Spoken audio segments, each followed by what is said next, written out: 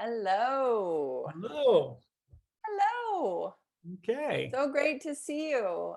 Good to see you too. I wanted to welcome you here and anybody who's able to hop on either right now or to watch the recording after. I wanted to welcome everybody to Hope Sparks Spotlights, where I zero in on inspiring people working in education innovation. And today I would like you to meet Sam Keller. He's a dad, an entrepreneur, and passionate human on a mission to foster cross-cultural understanding, personal growth, and sustainability. This has led Sam to create Working Without Borders, a public benefit corporation that makes it easy for families to live temporarily in amazing destinations with an extraordinary community. And for all of you guys out there, you know well that this is a topic close to my heart.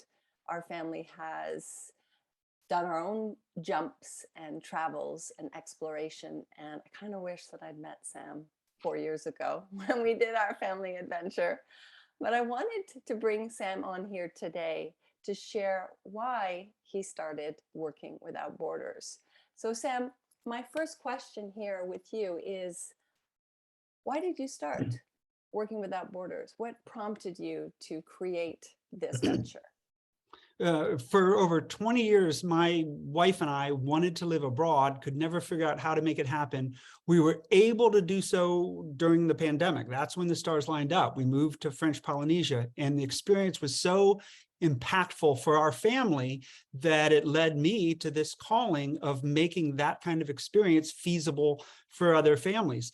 At a high level, it's what the world needs. The world needs more empathy, and that happens when a family from one culture goes to live and is welcomed into another culture by locals. Wow, that speaks to me for sure. I have seen the impact of taking my kids to live and learn in other settings. It did require quite a mindset shift for our family to make this kind of jump.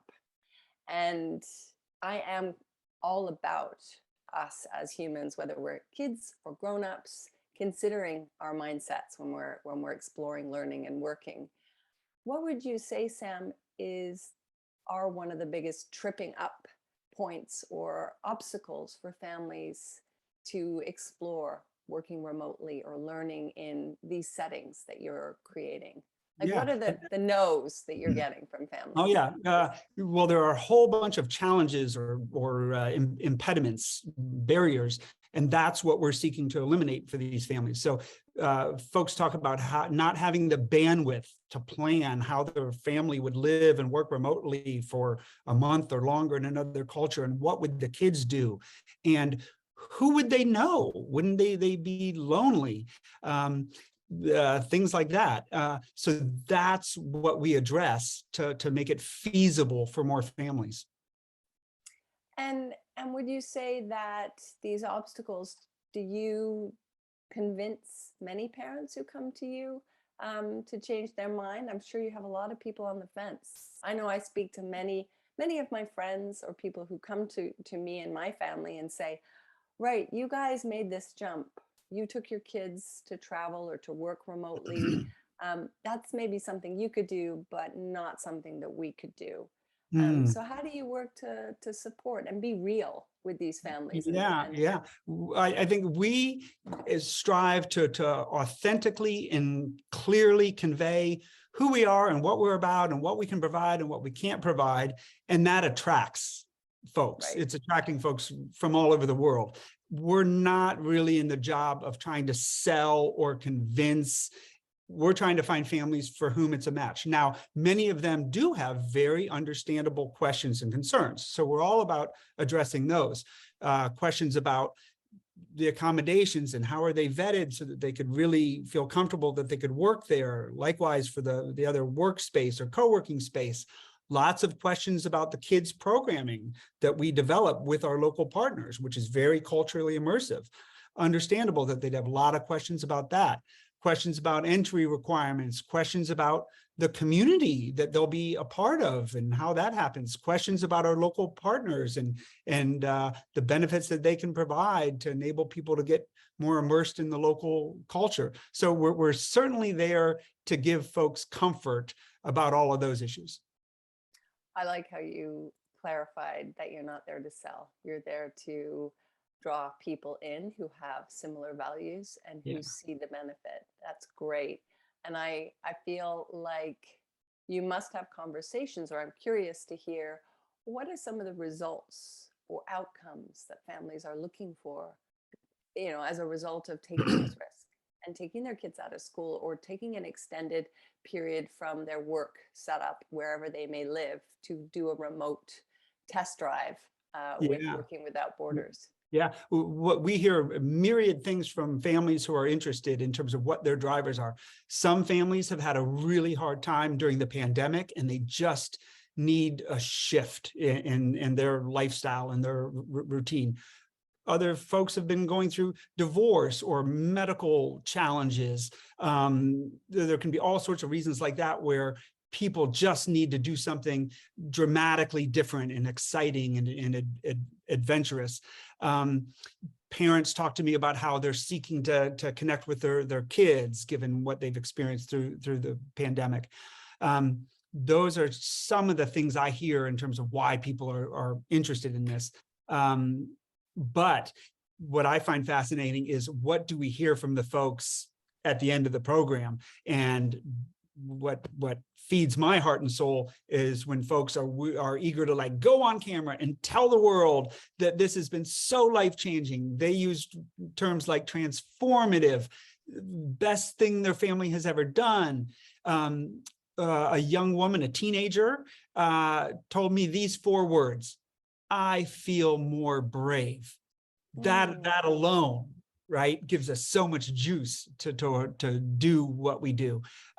So it's really when families go and get to do this together, right? This is not just like a teen program where you send your teen off for the summer. The parents get to go along as well. So what feeds us is those stories where it's just so impactful for the family, for the parent, or if you're going with a partner, for the couple, for the relationship with the kids, the relationship between siblings, the friendships that arise amongst our group of expats, visiting expats, but then the friendships with locals as well. Those are some of the outcomes, and they're enduring too. So, right, we're still in touch with families weeks or months afterwards. And it's just so fulfilling to hear how their lives are different and better as a result. Enduring outcomes. That's not something that all businesses or travel companies can claim. I love that. And you touched on some themes that I'm hearing. As you know, I've got my ear to the pulse of what's happening in family models evolving and education. And people are looking for resets. They really are. I mean, it's hard to change things that aren't working when you're in the same circumstance. Yeah. Now, this is not necessarily for everybody, but I do feel like if the outcomes are around connecting, supporting siblings to find their way to have new bonds with each other or their parents. Teens is a big thing. Like, how do we support our teens with anxiety, with the issues and education challenges at hand? And for parents to be able to have a facilitated connection with their teens, I mean, that is incredible. Yeah. So tell me, Sam, when is your next trip that you're planning?